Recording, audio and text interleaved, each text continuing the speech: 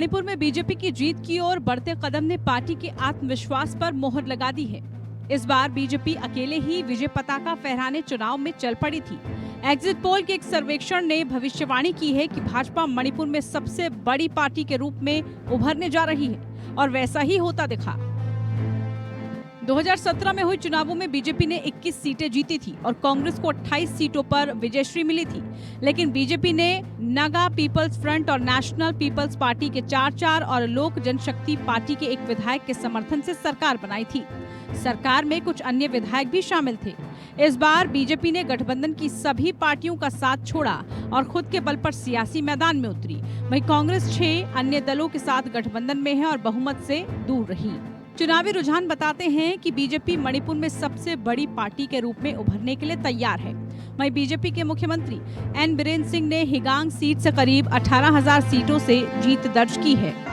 अभी result fully out, उसके बाद में हम निर्णय ले लेंगे। अभी हमारा सर्टिफिकेट लेने जा रहा हूँ।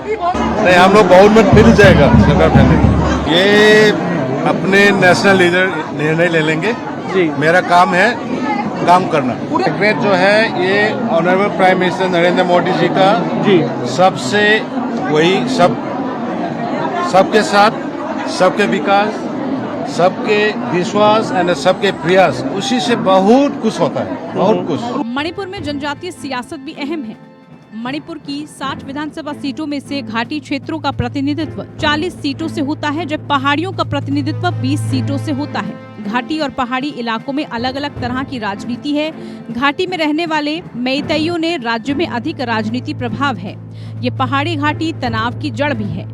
गौर करने वाली बात यह है कि 1963 से राज्य में चुने गए 12 मुख्यमंत्रियों में से केवल 2 नागा आदिवासी समुदायों से थे। 2017 तक घाटी के लोगों ने कांग्रेस को वोट दिया था। इस बार स्थिति वैसी नहीं दिखी।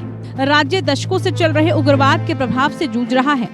सशस्त्र बल अधिनियम या अफ्स्पा के तहत न्यायोत्तर हत्याएं बड़े पैमाने पर हुई, जिसका विरोध जनता करती रही है।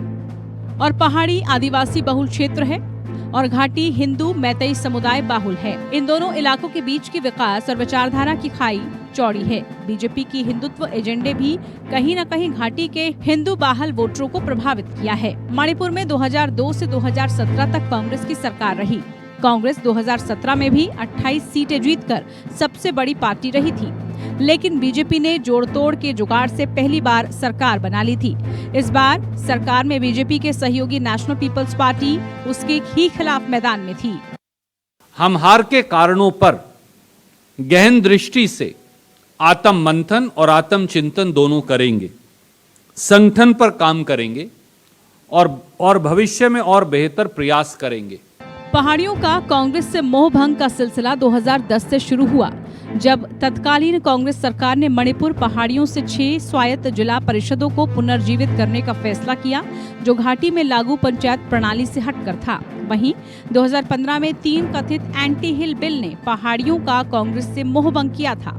इस वक्त के आसपास करीब 6 साल पहले कांग्रेस के कद्दावर नेता बीरेन सिंह बीजेपी में शामिल हुए। इस समय बीजेपी राज्य में मजबूत हो ही रही थी। इस बार भी बीरेन सिंह के ही नेतृत्व में बीजेपी सत्ता के करीब है। Bureau report.